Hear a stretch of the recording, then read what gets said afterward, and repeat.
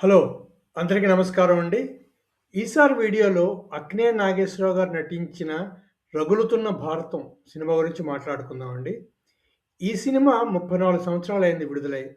సరిగ్గా ఫిబ్రవరి 20న రిలీజ్ అయింది 1992లో అనమాట.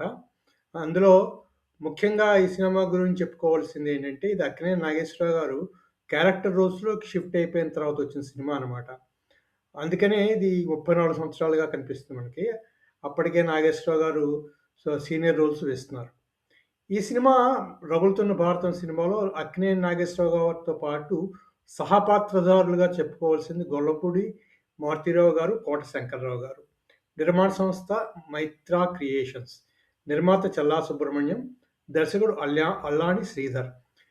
నిర్మాత, దర్శకుడు ఈ చిత్రానికి కథ, కథనం అన్నీ రాసుకున్నారు. సంగీత దర్శకుడు దేవేంద్రన్. తర్వాత ఛాయాగ్రహణం ఏమో చోటా కె. నాయుడు అండి. అది ముఖ్యంగా ఈ చిత్రం ముఖ్య టెక్నీషియన్స్. తర్వాత ముఖ్య పాత్రధారులు. ఈ చిత్రంలో 3 ముఖ్య పాత్రలు రఘుపతి, రాఘవ, రాజారాం. రఘుపతి పాత్ర అక్కినేని నాగేశ్వరరావు గారు, రాఘవ పాత్ర గొల్లపూడి మారుతీరావు గారు, రాజారాం పాత్ర కోట శంకర్రావు గారు వేశారు. అలాగే రఘుపతికి సహాయకులుగా కలిసిన వారు ఇన్స్‌పెక్టర్ ప్రతాప్, జర్నలిస్ట్ శ్వేత. ఈ పాత్రలో ఇన్స్‌పెక్టర్ ప్రతాప్‌గా జగపతి బాబు, జర్నలిస్ట్ శ్వేతగా దివ్యవాణి నటించారు.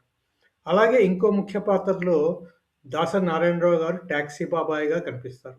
ఈ పాత్ర కూడా రఘుపతి పాత్రకి సహాయక పాత్రగా కనిపిస్తుందన్నమాట చిత్రంలో అండి. అదండి ఈ చిత్రంలోని పాత్రలు.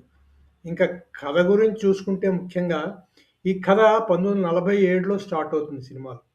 రఘుపతి, రాఘవ, రాజారాం వీళ్ళక్కడ జైల్‌లో ఉంటారనమాట. స్వాతంత్రం వచ్చిన తర్వాత వాళ్ళు జైలు నుంచి తప్పించుకొని రావడం నుంచి స్టార్ట్ అవుతుంది.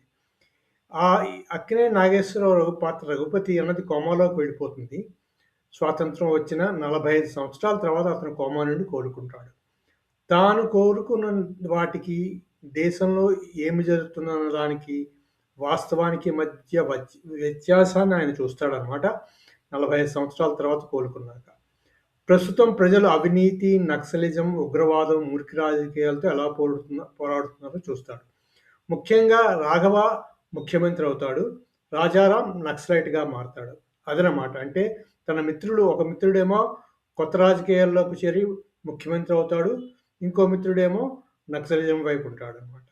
అందుకోసమని ఇదన్నీ చూసిన తర్వాత ఈ పరిస్థితి, ఈ కలుషితమైన భారతదేశానికి వ్యతిరేకంగా మరొక స్వాతంత్ర పోరాట ఉద్యమం ఉండాలని దాన్ని ప్రారంభించడానికి ప్రయత్నాలు చేస్తాడనమాట. అతను ప్రజలలో సామాజిక అవగాహనను ఎలా మేల్కొల్పుతాడనేది మిగిలిన కథ. అతను చనిపోయిన తర్వాత ఇన్స్‌పెక్టర్ ప్రతాపు, అతని జర్నలిస్ట్ శ్వేత ఆ ఉద్యమాన్ని ముందుకెలా తీసుకెళ్తారంటూ చూపిస్తాడనమాట. అదండి స్థూలంగా సినిమా కథ. ఈ సినిమా ఆ రోజుల్లో ఏం ఆడలేదు పెద్దగాను. పాటలు కూడా ఇందులో పెద్దగా ఏమి లేవు కదా! సినిమా బాగా ఏం ఆడలేదు. యావరేజ్ సినిమా అని చెప్పుకోవాల్సిన సినిమా అనమాట. అదండి సంగతి. అక్కినేని నాగేశ్వరరావు గారు నటించగా వచ్చిన 'రగులుతున్న భారతం' చిత్ర విశేషాలు. మళ్ళీ ఇంకో చిత్ర విశేషాలతో మళ్ళీ కలుసుకుందాం. అంతవరకు సెలవు. ఈ వీడియో మీకు నచ్చితే సబ్స్క్రైబ్ చేయండి, లైక్ చేయండి, షేర్ చేయండి. Thank you very much.